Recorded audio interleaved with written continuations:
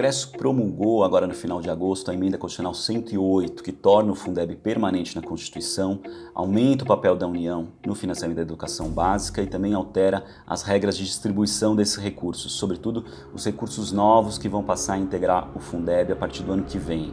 O Fundeb é um fundo contábil organizado em cada unidade da federação. Os seus recursos vêm principalmente do Estado e secundariamente dos seus municípios. O fundo ele é constituído por impostos estaduais e municipais, acrescentados aí de uma complementação da União equivalente a 10% desse fundo.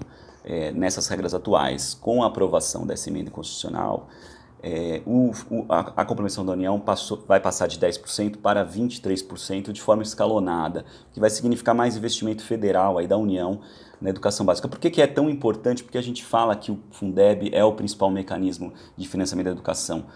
Porque a maioria dos municípios não contam com recursos próprios para financiar a educação básica. Então você tem entre 10 municípios, 4 deles têm o Fundeb com mais 70% do peso do que gasta na educação. Hoje, essa complementação da União ela é restrita a estados e seus respectivos municípios que não atingem um valor mínimo estipulado a cada ano para investir por aluno. Com as novas regras, além de ter um aumento aí do papel da União, ou seja, essa complementação passa de 10% para 23% de forma escalonada, também haverá uma mudança na redistribuição, nas regras de redistribuição desses valores. E o novo Fundeb, ele traz um pouco de alento nesse sentido, né, aliado ao fato de ser permanente, né? O fato do Fundeb ser permanente, isso permite também construir políticas de médio e de longo prazo, o que é fundamental quando nós pensamos em desenvolvimento de fato, estruturado, né, numa planificação aí. Inclusive tem um outro fator, nós tínhamos um plano municipal de educação que não estava alinhado ao período de validade do Fundeb. Então nós tínhamos risco, construímos um plano municipal de educação que não tinha certeza do seu processo de financiamento, né? Pelo menos estrutura básica de financiamento.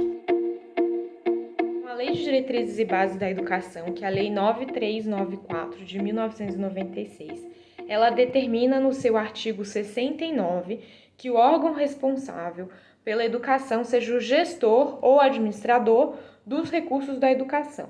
Os recursos do Fundeb, então, precisam ser tratados de acordo com esse dispositivo legal. Nesse artigo, então, ele especifica que a movimentação dos recursos financeiros creditados na conta bancária única específica do Fundeb precisa ser realizada pelo secretário de Educação ou pelo responsável de órgão equivalente do respectivo governo, concomitantemente com o chefe do executivo. Para cada uma das unidades, existe um conselho do Fundeb estabelecido em lei, com representações regulamentadas em lei, que acompanham e aprovam a aplicação dos recursos pelo Fundeb.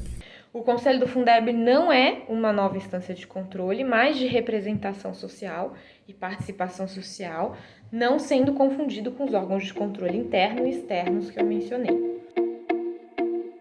Os recursos do Fundeb eles podem ser utilizados para as chamadas despesas típicas de manutenção e desenvolvimento do ensino, que são definidas pelo artigo 70 da LDB, a Lei de Diretrizes e Bases da Educação Nacional, Lei 9.394 de 1996.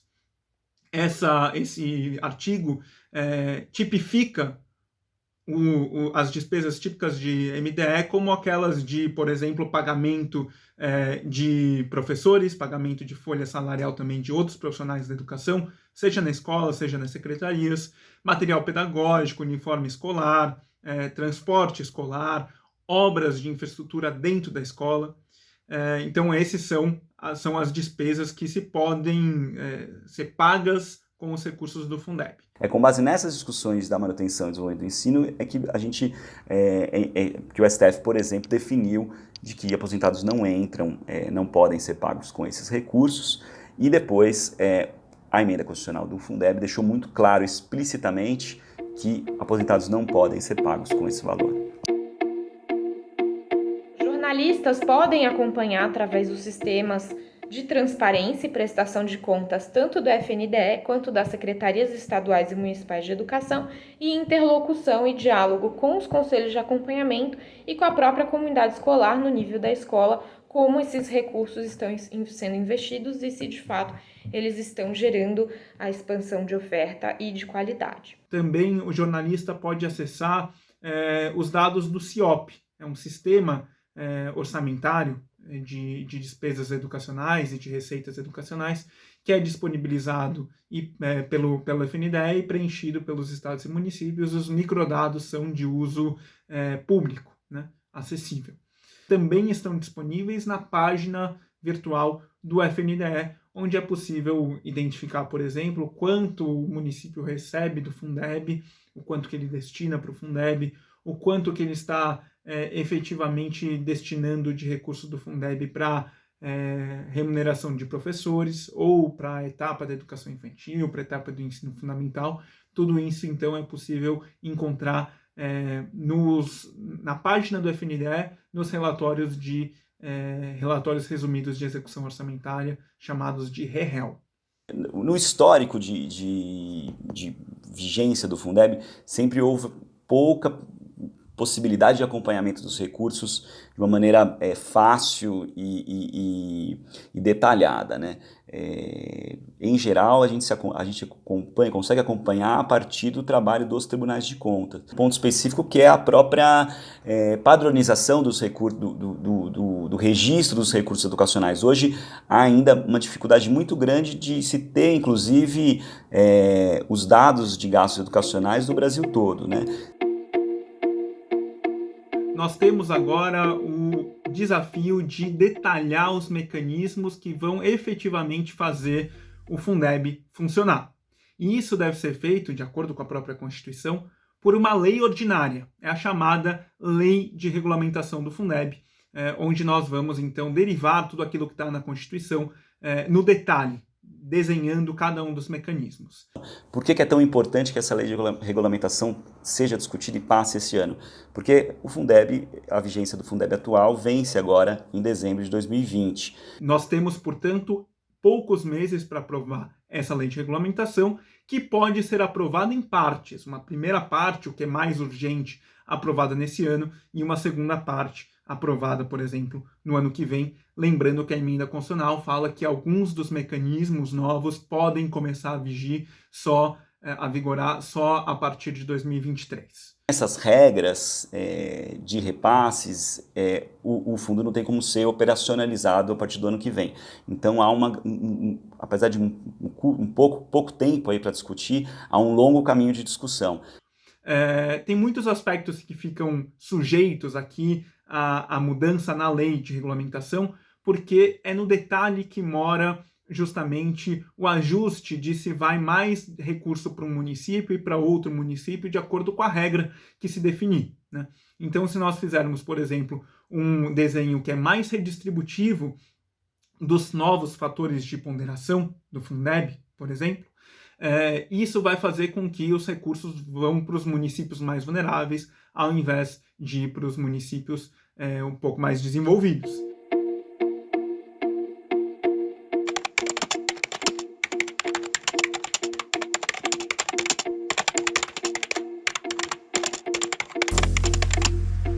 Isso não isenta, no entanto, na tramitação dessa regulação, haverem disputas políticas, que são inerentes a todo debate político, todo debate democrático e processos de debates públicos no Congresso Nacional. A gente não pode ter medo desse tipo de debate, pelo contrário, é preciso enfrentar, trazer elementos técnicos e defesas de posicionamentos políticos.